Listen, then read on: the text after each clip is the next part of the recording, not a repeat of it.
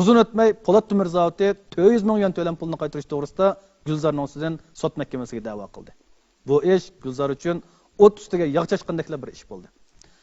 Ota-onasidan ayrilib yetim qilish, chet eldagi o'qishni to'xtatish, sudda javobgar o'ringa tushib qilish, 400 ming yuan pulni qaytarish. Gulzar turmushdan butunlay umidsizlandi. O o'z-o'zini aybladi.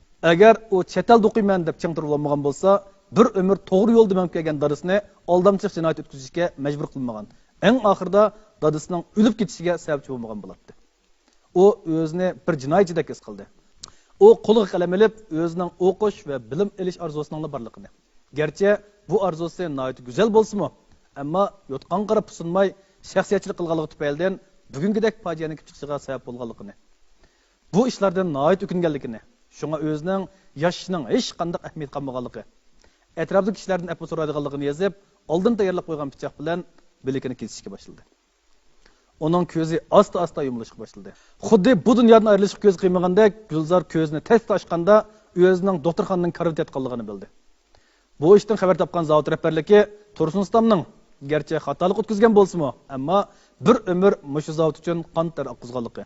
Shundaqla Gulzarning hozirgi sharoitda haqiqatan bunchalar ko'p pulni qaytarishga qurbi yetmaydiganligini ko'rsatib, Gulzarning hozir o'zi qilib qolgan pulni qaytarish, o'qish uchun ishlatgan pullarni bo'ldi qilishni qaror qildi.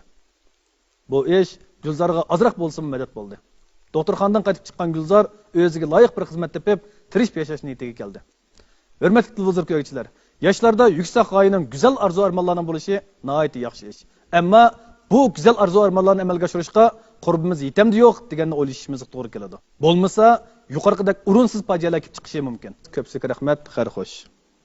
Qonun savatlarını umumlaştırışdaki vosita Qonun va Qurol programmasi 6-oyning 3-kunidan boshlab aslidagi haftada bir son ko'rsatilishdan haftada 5 son ko'rsatilishga o'zgartirildi. Texnik